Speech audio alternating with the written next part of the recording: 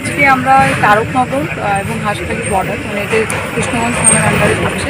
এখানে আমরা 3টে গাড়ি ডিটেন করেছি। তার মধ্যে একটা অটো আছে, একটা বাজাজ পালসার আছে আর একটা ইয়ামাহা স্কুটি আছে। এবং আমরা টোটাল 9খানা ব্যাগ আমরা সিজ করেছি। 9টা ব্যাগে টোটাল আমরা 1039 মানে 1039টা ওয়ানরেক্স ব্র্যান্ডের কাপ সিরাপ আমরা পেয়েছি, যেটা আমাদের কোডেন ফসফেট রয়েছে এবং কোডেন ফসফেট অনুযায়ী আমাদের এটা এনডিপিএস অ্যাক্টের মধ্যে পড়ছে এবং এটা কন্ট্রাব্যান্ড আর্টিকেলস হিসেবে আমরা এটাকে কনসিডার করছি।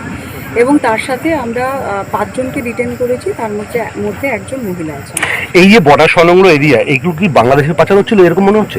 এটা আমরা তো ইনকোয়ারি করার পরে জানতে পারবো। আমাদের ইনভেস্টিগেশন জাস্ট স্টার্ট হয়েছে, এরপরে আমরা ইনভেস্টিগেশন করে প্রপার এনকোয়ারি করে আমরা বলতে পারবো।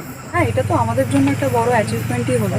এবং আমাদের আমাদের যেরকমভাবে কন্টিনিউ রেড হয়, আমাদের পিকেটিং থাকে, আমাদের নাইট ভ্যান থাকে, আরটি মোবাইল থাকে, আমরা এই ব্যাপারগুলোকে খুব প্রায়োরিটির সঙ্গে দেখি। এবং আমাদের খুব ফ্রিকোয়েন্টলি, আপনি যখন খেয়াল করে দেখবেন, আমাদের ফ্রিকোয়েন্টলি আমরা এনডিপিএস অ্যাক্ট করছি এবং সেই সাথে আমরা চেষ্টা করছি যাতে এই ধরনের ইলিগাল অ্যাক্টিভিটিগুলোকে প্রিভেন্ট করা যায়।